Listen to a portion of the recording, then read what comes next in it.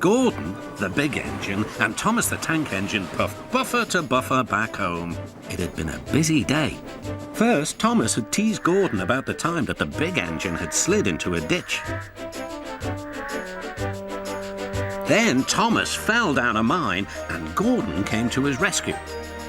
"Remember, Thomas," called Gordon grandly, "united we stand, together we fall. You help me and I'll help you." "I'll remember," replied Thomas, "but I hope the Fat Controller forgives us soon." Suddenly they noticed something. As the two engines whistled into the sheds, everywhere they looked they saw paint pots and painters. "Bust my buffers," said Thomas. "What's happening?" "Shh," whispered Percy. "The Fat Controller's going to tell us now." Ladies, gentlemen, and engines, I am honoured to inform you that Her Majesty the Queen herself is coming here to visit us. Now, on with the preparations. The engines wondered who would pull the royal train. "I'm too old to pull important trains," said Edward sadly. "I'm in disgrace," sighed Gordon gloomily. "He'll choose me, of course," boasted James. "You," snorted Henry, "you can't climb hills. He will ask me to pull the train, and I'll have a new coat of paint." Then the rain came. Henry's driver and fireman covered up their cab to keep dry. A painter was on the ladder above the line. Henry's smoke blew high into the air. The painter couldn't see. Both he and the paint pot fell all over Henry. Poor Henry. "Well, you're not a pretty picture," sneered the painter. The Fat Controller spoke next. "You look like an iced cake, Henry. That won't do for the royal train. I must make other arrangements."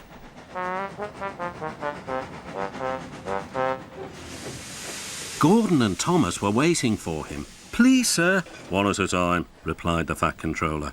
"Yes, Gordon?" "May Thomas have his branch line again?" I think you are both very sorry and deserve a treat. Edward will go in front to clear the line. Thomas will look after the coaches, and Gordon will pull the train." The great day came. All the engines worked hard, bringing people to the town. Thomas sorted out their coaches in the yard.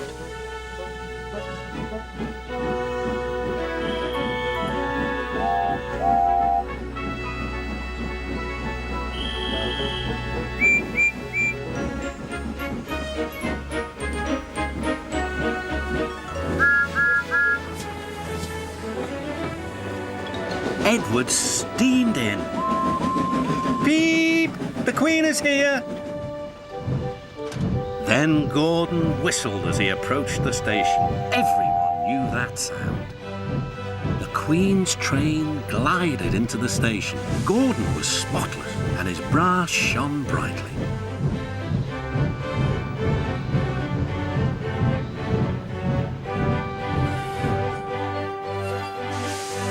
The Fat Controller stood to attention.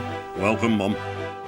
The Queen thanked him for a splendid run and asked to see all the engines. "Beep, beep," whistled Toby and Percy. "Shh," hissed Henry and James. But Toby and Percy didn't care. "3 cheers for the Queen! Beep, beep," whistled the engines. When it was time to leave, the Queen spoke specially to Thomas, who fetched her coaches. Then to Edward, and finally to Gordon, who took her away. No engines ever felt prouder than those on the Fat Controller's railway.